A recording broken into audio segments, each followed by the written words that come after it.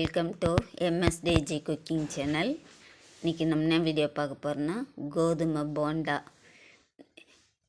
எந்தெந்த மாவு போட்டால் நல்லா சாஃப்டாக மொறுன்னு வருன்னு வாங்க வீடியோக்குள்ளே போய் பார்க்கலாம். இந்த போண்டா டேஸ்டியாக சூப்பராக இருக்கும். நான் 1 கப்பு கோதுமை மாவு, 1/2 கப்பு கடலை மாவு, 1/4 கப்பு அரிசி மாவு, இந்த 3 மாவும் சேர்த்து செய்யும்போது நம்ம கோதுமை மாவில் தான் செஞ்சோமான்றது நம்மளுக்கே டவுட்டாக இருக்கும்.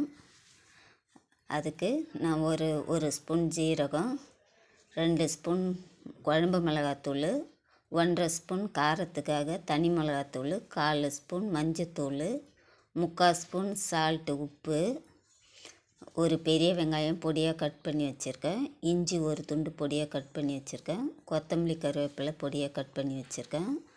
அது எல்லாத்தையும் சேர்த்துக்கலாம்.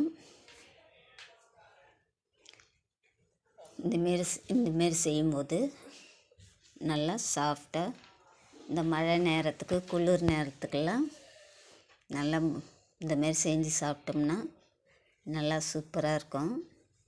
நான் ஒரு 1/2 ஸ்பூன் பெருங்காயம் சேர்த்துக்கிறேன். ஒரு 2 ஸ்பூன் நல்லா மிதமான சூட்டில் இருக்கிற எண்ணெய் சேர்த்துக்கிறேன். சேர்த்து விட்டுட்டு எல்லாத்தையும் ஒரு வாட்டி கலந்துக்கலாம்.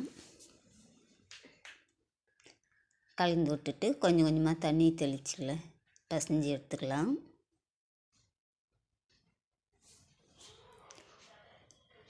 கோதுமை மாவில் தான் செஞ்சோமான்றது டவுட்டாகவே இருக்கும்.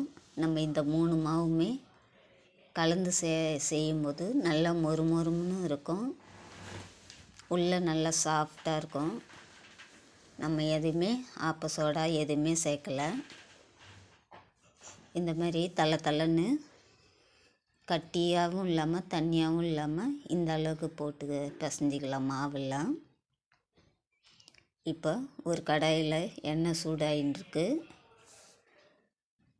நல்லா சூடு பண்ண எண்ணெயில் கையில் தண்ணி தொட்டுட்டு நம்ம சின்ன உருண்டையாக எந்த சைஸுக்கு வேணுமோ அந்த சைஸுக்கு போட்டுக்கலாம்.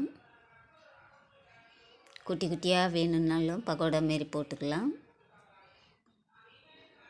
நான் சின்ன உருண்டையாக உருட்டி சேர்த்துக்கிறேன். நல்லா மிதமான தீயில் வச்சுக்கணும். போண்டா போட்டதும் எண்ணெய் சூடாக இருக்கணும். நம்ம போண்டா போட்ட உடனே மிதமான சூட்டில் மாற்றிக்கிட்டு ஸ்டவ்வை நம்ம டக்குன்னு போட்டுக்கலாம். போட்டு ஒரு 2 நிமிஷம் நம்ம போட்ட உடனே திருப்பக்கூடாது. ஒரு 2 நிமிஷம் நல்லா மிதமான தீயில் வெந்ததும் அடுத்த பக்கம் திருப்பிக்கலாம். அடுத்த பக்கமும் நல்லா வேகணும். அடுப்பை ஹை ஃப்ளேமில் வச்சாலும் தீஞ்ச மாரி ஆகிடும், உள்ளே வேகாது. அதனால் மிதமான சூட்டில் வச்சுட்டு இது மாதிரி போண்டா போட்டு எடுத்துக்கலாம்.